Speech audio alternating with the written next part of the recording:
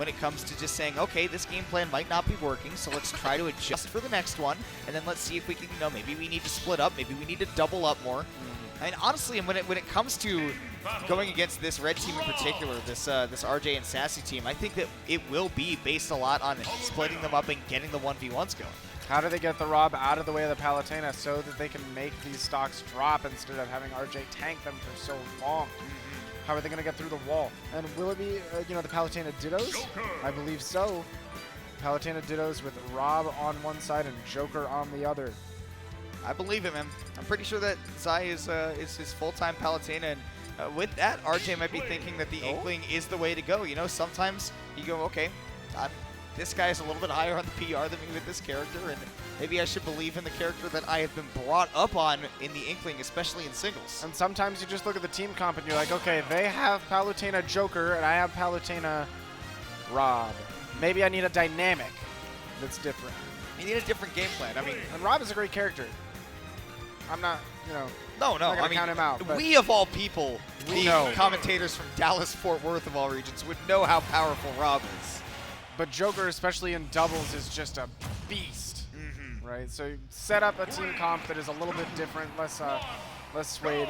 And I wonder now if we're going to see RJ with the same kind of game plan, defensive play style, and stock tanking that we saw out of the Palutena. I wouldn't think so. I think that now that he's playing the Inkling, he's got a lot more maneuverability, and if he's up close, then that's when he's building on the Ink, and Red Team can start doing a lot of damage. I'd like to see RJ up close, but I mean, so far we have been seeing Sassy on the front lines a little bit more. Yeah, the thing is, outside of Inkling's movement speed, you don't really have the same level of support that you do out of Palutena. But, like you said, we do have that movement speed. We do have the ability for Inkling to get there, to follow up with partner. We saw RJ very close to taking a stock too, and he got that deep forward air off stage.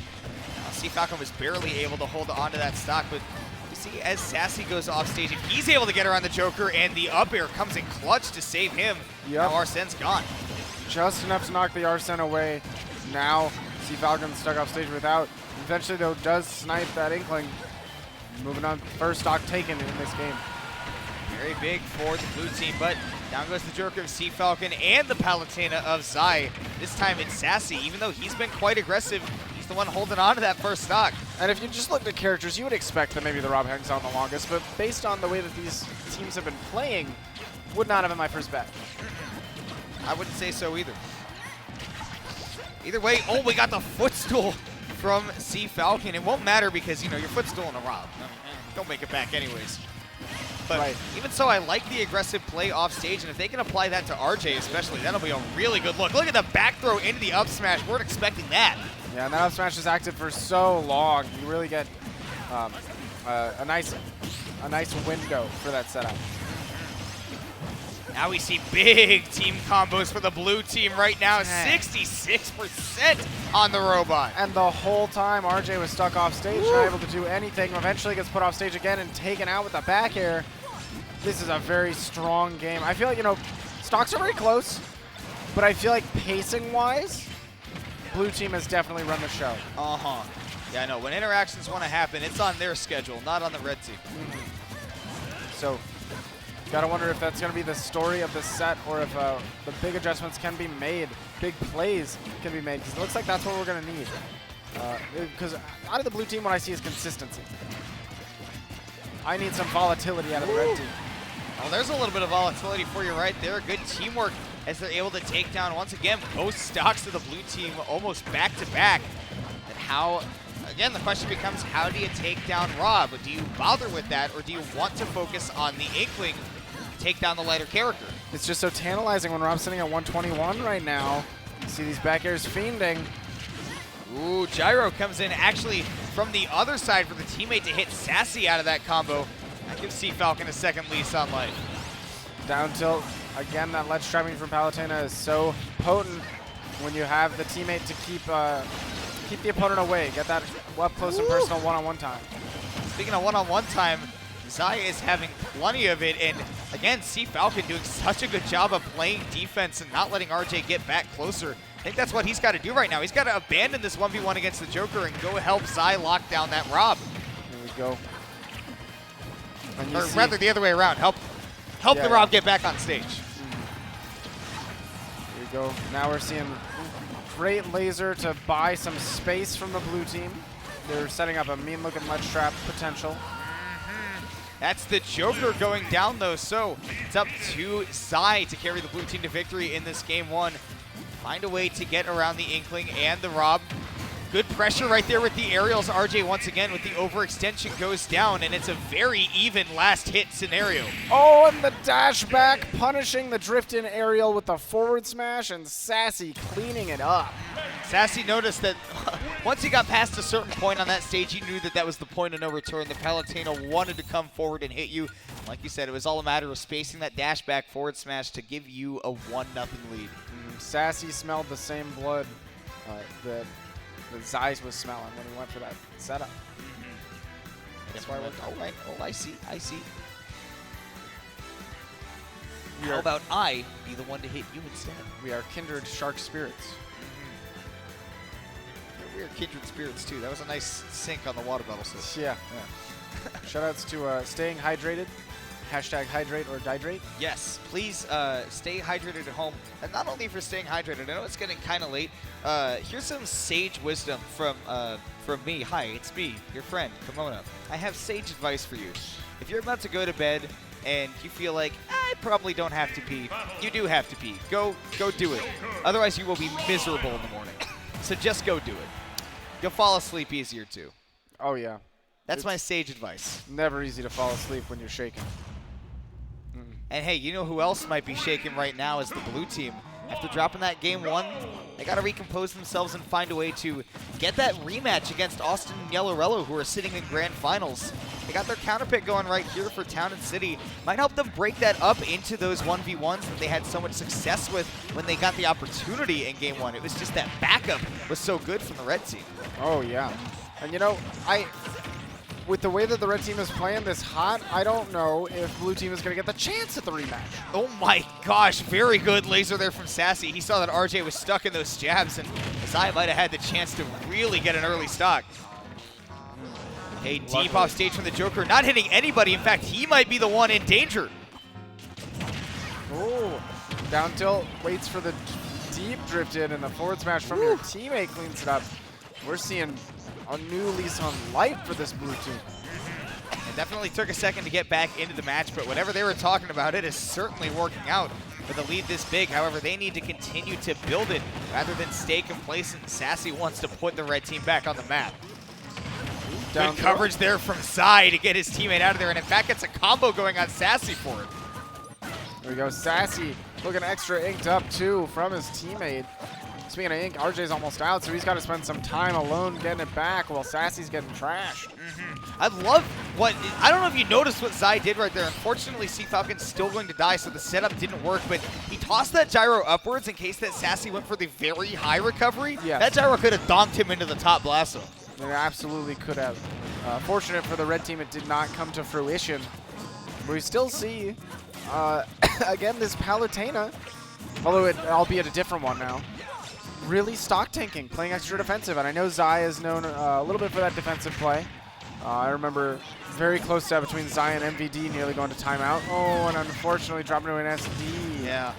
And hey, you know, if you're red team, you say, hey, how do we deal with this defensive guy? We just got to pressure him into taking his own stock, I guess. That's one way to do it. Can't argue with the results. I'm not going to comment on that. I think I saw something. I'm going to let the viewers draw their own conclusions. But either way, we got Sassy sitting at that, once again, like you said, tantalizing 153%, but because he's that heavier character, a stray hit like that dash attack won't be able to take it. Meanwhile, C.Falcon has dropped that next stock, and red team, from a stock standpoint, does have that lead. But boy, are they on death's door. Man, they were behind for so much, but again, this is one of those like double pseudo leads where yeah, it looks like they're ahead by a little bit, but they really, the momentum-wise might not be in the same spot. I think after that combo, though, I mean, it's not unreasonable to say that they're really well set up if they can take down the stock from C.Falcon. Pseudo leads on both sides at this point, kind of. It's just kind of hard to call. Yeah, really, it's just whoever gets to that 2v1 first, and it's a mad dash. Oh, RJ's trying to make that dash a little bit faster. Really fiending up so high in the blast on the up airs. really like the awareness there from Zai. The moment that Sassy disengaged from him, he had an explosive flame waiting for the robot. Now he's going to be able to back up his teammate as well. If you take down this stock from the Rob, this might as well be all but one for the blue team. And down goes Sassy, so it's RJ who has to make this 3v1 from a stock standpoint happen. Man, we do have very, very high percents for the blue team. We can see a couple of creative plays bring this to a 1v1 scenario, but it's going to take a lot out of RJ to make this happen. Again, you know, when you see a situation like this, it's easy to imagine that RJ and Sassy might already be, you know, leaning close to each other and talking about, you know, what do we want to do for this next, what do we want to do for game 3? We want to maintain this lead, but RJ's certainly not totally given up yet. He wants to find a way to make this comeback happen and really put blue team on death's door. Man, back throw doesn't quite convert into the Joker. Back throw, not going to do it. How does the blast zone turn out? An up air. Wow. Takes RJ to a 1v1. Sit in 93 though. Not undoable, but he's not quite in any of those kill confirmed percents for Zai either. So, I mean, hey, this is a classic match. If you're from Louisiana, I'm sure you've seen this before. Ducking down quick below that auto reticle. Really defensive, safe movement from Sassy. Great use of the dash attack to catch Zai moving. Ooh, there we go. That Nair almost sets up for a second one. Offstage play is handy from RJ, but does put him in a sticky situation. How does he get back on stage? See, that get up attack is great. Yeah, super malleable recovery. Gonna punish the down tilt attempt. Now the Nair to call the jump. Because you know that most Inklings are going to go for the grab there. Ooh, what a tech! Wonderful tech! Another one from Zai. RJ can't pick up the next one. Man, he is running out of space to give Zion. The same goes for the Palutena as well, because this is a dead even game. Oh my goodness, RJ ducked right under the back air. That could have been death. That back throw, is that going to do it? No, not yet! He thought on Town and City it just might have. Love the mix-up on the recovery there from RJ. Down air is not going to be enough to do it, but another mix-up gets him back on. What is happening? These mix-ups on the recoveries are insane. RJ finally stealing stage back. Players are flailing it boxes at each other. The Nair connects and Zai takes that game. Wow, when you thought that the comeback was fully going to happen, RJ is up and he is shouting about that match. You know that those are his boys up there, but Zai's going to have a pretty smug smirk on his face once the laughter dies down, because if that comeback gets stuffed out, you keep a breadth of momentum for the blue team. And they need it. Man, that was very potentially a lot of trouble for the red team, with RJ coming all the way back, playing so hot, patient. I mean, not only was he playing hot patient, I will agree with you there. Yeah. I mean, his spacing was amazing. It was almost impeccable. I mean, to the point where he got that back to a tie game, only going from like 93 to 106. Like, he only took one hit to make that entire comeback happen. But Zai held strong, was able to stifle that comeback, stop the revolution before it started, and that puts them up at an even set count of even game count rather of 1-1. Now we just got to wonder. I mean, I think both of these teams are honestly taking a little bit of time to cool down before they get into game 3. You definitely don't want to go into a game tilted. So, you know what? Oh, I mean, no. Honestly, if you could disguise that with a little bit of banter, why not? I totally agree with what's going on here. Not only that, you know, with as close and insane as that game was on the counter pick of Town and City, I wonder what maybe the stage layout can bring to the table for Sassy and for RJ. And we saw even on that counter pick for C.Falcon and Zai, it was such a close game that it ended up being down to last hit, and they may have gone into the end of that, you know, up 3 stocks to 1, but RJ nearly making that comeback. You got to wonder, you know, if you don't win this game 3, where do you counter pick for game 4? Man. So I don't know, depending on what you have left, that's Pokemon music. So I'm guessing that we're either going to Kalos or PS2. And I would assume for a Robin and Inkling, I mean, Kalos doesn't sound bad for me, yeah. I think Kalos is a nice stage for them. But we'll see if that was even left open as an option. Yeah. Okay, Pokemon Stadium 2. Yeah, PS2. Of course, it's very possible. Somebody on this red team likes Pokemon Black and White, and that means I respect them a lot, because those games slap. Look at that. Red team going to be regretting being up so close to Zai. Sassy got really inked up from a splat bomb, and boy, if this Palutena hasn't taken advantage of that. 97 already on the robot. all by his lonesome. Meanwhile, on the other side, a bit of a trading of blows as opposed to a blowout. So that's why we're seeing. Okay. Oh my goodness. So 3 parries in a row. This is what you thought the future of Ultimate would look like. You know, maybe we're on our way. With a scene like that, I would imagine we're 1 year in. Why not? Sassy trying to approach. RJ's actually going to hit him away. Honestly, I think that might have accidentally been a benefit too, because Sassy left himself wide open in front of a Joker. With Arsene, not where you want to be. Nice coverage. RJ's actually able to follow up after that upper. That's great awareness. And again, we see Sassy at such a tantalizing percent while RJ is stock tanking at a low percent. Oh, the gyro gets in his way. Makes it really hard for RJ to come back, but in fact, blue team takes advantage to go ahead and smack that Rob out for that first stock. Yeah, and that's huge, taking Sassy stock first. Normally, like we said, the stock tank, I would have holds onto it for so long. Yeah, that nair. Woo. Wow. Sassy just really loves up on the yellow stick, huh? Yeah, letting those up smashes fly. There we go. RJ trying to follow suit a little bit, but does not reach quite as high. RJ's also out of ink, so he's got to dip in at least a little bit to make some of his moves work. But he's got to make sure that he's also supporting his teammate, because Sassy just lost his second stock. My goodness, Sassy is really getting targeted out here, and RJ's not able to do much to intercept. However, that being said, he's doing a great job of holding on to this stock. As front line as Sassy's been, it almost seems like RJ's just been having trouble finding an in. Nice wait on the counter. RJ not going to be able to follow the DI to get that downer. We'll see. Oh my gosh, the Arsene back air. Only with Inkling's major recovery is it going to force C.Falcon to follow up on that, but he does. That means that red team is looking like they might be in dire straits. And C.Falcon also running out of Arsene.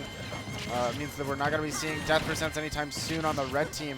You could very easily see them sway this back in their favor with a high percent that is tacked on now. Yeah, C.Falcon went for a recovery mix-up, but RJ was ready with the brush. He is not worried about your tether cancels.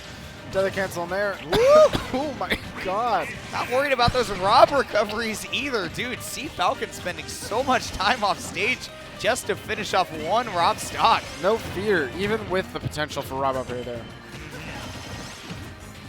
I got to see Sassy keep this stock fresh. It's a tall order as such a big boy, but with RJ sitting at 100, you can't let the fragile Inkling go down. You saw Zai actually got stuck on that platform right there. He wanted to drop off with the forward air, but instead stuck with the forward tilt. That gave RJ the chance to get out of that corner. Okay. Goes for the up throw setup, does take the stock. We see the share. Now you're looking at a game that could go either way. I mean, both members of the red team at kill percent. Zai is just chilling on that platform. Charge in that up smash for as long as he would like. Okay, nice landing there from C.Falcon. See if he can keep any of that pressure on. He wants to Rebel Scar the gyro, but in fact, he's going to start taking a lot of percent from the red team. Hey, you got that Arsene that you wanted, but one finger on the monkey's paw curls. All of a sudden, blue team got to be looking a little scared. And the setup was horrifying, but now we see the back airs flying. Oh, the gyro! The gyro brought a lot of opportunity for the red team. Eventually takes the Palu stock, and now Arsene is gone. Joker all by himself. High percents for everybody. Oh, red team. Okay, I'm glad that they fixed that up, too, because you saw that both of them kind of wanted to go in for the grab, and then they did that thing of, oh, okay, you go to the right and I'll go to the left. And then that means that you both go in front of each other. And, well, at least Sassy was able to pick up the roll with the up smash amidst the confusion. So red team will be able to swing the pendulum back into their territory as we head into Game 4. Yeah, with all that stutter stepping and confusion, you thought maybe there's a chance to slip behind with that roll, but Sassy was still ready for it. Still cleanly taking these stocks in this game. So like you said, you know, we got to consider, what is this blue team going to be thinking for the counter pick on Game 4? We saw a bigger stage. We saw, you know, of course, Rob is going to enjoy that from a projectile standpoint. Inkling likes that from a survivability standpoint. But when it comes to this blue team, when you've got two tall characters that, you know, rely a lot on maneuverability and mix-ups, how do you play a stage into that? That's the harder thing about doubles, too, is it's not as straightforward picking stages as in singles. Even in singles, it can be hard sometimes, but man, when there's so many characters and combinations on the screen that can conflict with each other as well, sometimes you just got to go with your gut. Yeah, I mean, that's one of the big things about picking a stage is You don't want to pick one that gets in your teammates' way. You want it to be fluid. You want everybody to be able to pick up what they put down. And Blue Team is confident that Pokemon Stadium 2 may be the place that they need to send this into a Game 5, but we'll see because Red Team looks solid as it goes back in that Game 3 here. So let's see. Zai already on the ledge, and we see RJ picking up a little bit of damage and keeping the pressure onto the Palutena. There we go. Up throw, sets up for the up air. RJ's there for his partner, so we see the premature end. Oh, so low that inkling of RJ, but he's still able to hold on to this stock. Excellent tech by C.Falcon to find himself back onto the stage, but man, Sassy keeps the pressure on with that rob. And again, we're seeing Red Team kind of pushed into the corner. Wow, amazing to see this Palutena really be the front runner pushing forward in the set. 103%, definitely a little less than the 165 on the Joker, and after our Rebels guard, and it's looking like C.Falcon might be going into that second Arsene, which you love to see if you're the Blue Team. Oh yeah, so close, but you gotta hold on to this stock, and you're a stray hit away, and you can't make it all the way there with RJ on the prowl.